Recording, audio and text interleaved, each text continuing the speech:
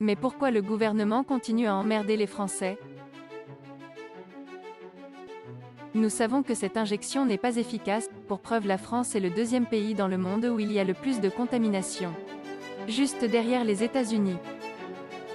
On constate même que plus on vaccine et plus les contaminations augmentent. La vaccination, ça marche. On a constaté que les personnes qui ont 2 doses, les analyses faites sur ces personnes montrent qu'en réalité, elles n'ont plus de chance d'attraper la maladie. Le certificat de rétablissement devrait encore changer. De 6 mois, il passerait à 4 mois. En plus, il faudra obligatoirement une injection. Mais attention à la prise de parole de nos hommes politiques dans les médias. Sans un nouveau décret, rien ne change. Avec ce pass vaccinal, nous avons perdu définitivement nos libertés, s'il n'est pas à jour ou si je suis non vacciné. Il m'est interdit de me rendre dans un restaurant, café ou bar. Interdiction aussi de se rendre dans une salle de sport. Interdiction de voyager. Interdiction de se rendre dans un parc d'attractions, une foire ou un salon professionnel. Et aussi l'interdiction de se rendre dans un cinéma-théâtre ou musée.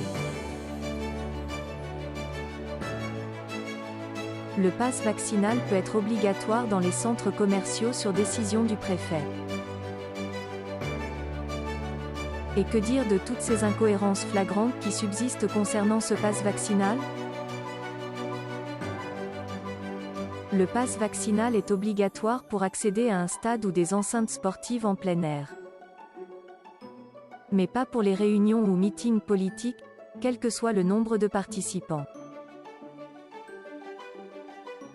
Je résume, sans passe, vous ne pouvez pas aller dans un stade, mais vous pouvez aller dans une réunion politique, dans une salle fermée, sans tenir compte des contraintes sanitaires. Encore une autre incohérence de ce gouvernement, sans passe vaccinal, il vous est interdit de prendre un TGV. Mais, vous pouvez prendre le métro, bus, même bondé. C'est la preuve qu'il n'y a rien de sanitaire. Combien de temps encore va-t-elle continuer cette mascarade? Que sont devenues nos valeurs? Liberté, égalité, fraternité. Pour défendre vos libertés, rejoignez Martine Voneur avec Ensemble pour les libertés.fr.